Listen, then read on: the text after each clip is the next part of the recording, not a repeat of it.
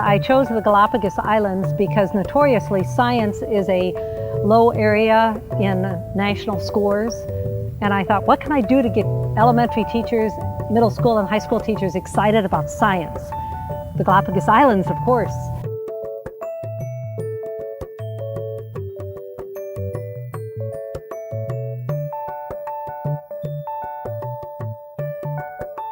One of my professors was going to be the group leader, and she told me about it, and I have always been really interested in traveling internationally, but I've always just been a little bit hesitant to do it because of money and not knowing anything about it. So I just kind of thought, I only have a year and a half left, I might as well take a chance now.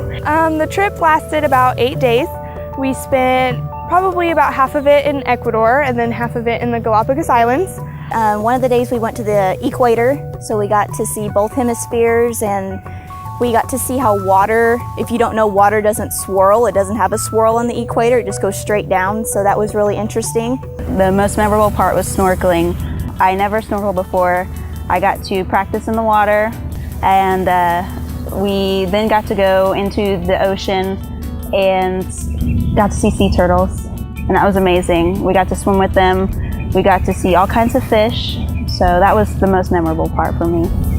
One thing that we did while we were there, while we were in the Galapagos Islands, was we got to visit a school, and that really was an amazing experience for me because being an education major, I got to see how different their school was there, and we got to interact with some of the students, which was really amazing, and they didn't speak English, but we were able to translate it, and they were just so passionate about going to school and so serious about it.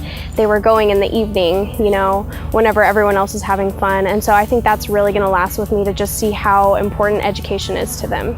But perhaps my most important memory, and it always turns out to be this way, are the participants on the tour. Watching the students mature, watching them change day by day as they meet new people, do different things, try different things. They're totally taken out of their element, and they see a world other than everything that we have in the United States. They see how perhaps the majority of the people in the world live, and it's not what we have here. And they come back with such a new appreciation for their schooling, for their country, for their university. It's just watching the metamorphosis of these students is just my favorite part.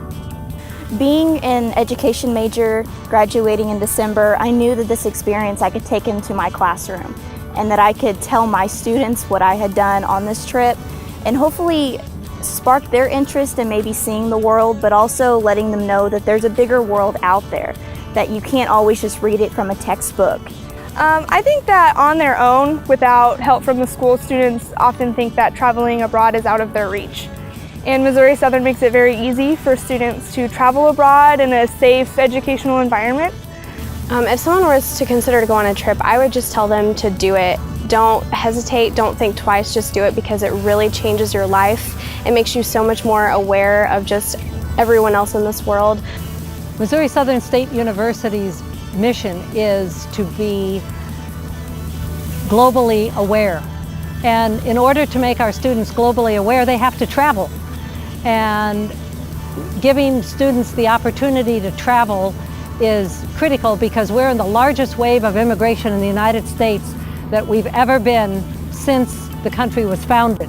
And our students, especially in the education department, are going to be dealing with children from all over the world. And they have to understand that just because they do something different doesn't mean it's wrong. It just means that's the way they do it, and how can we learn from it? How can we all grow from it?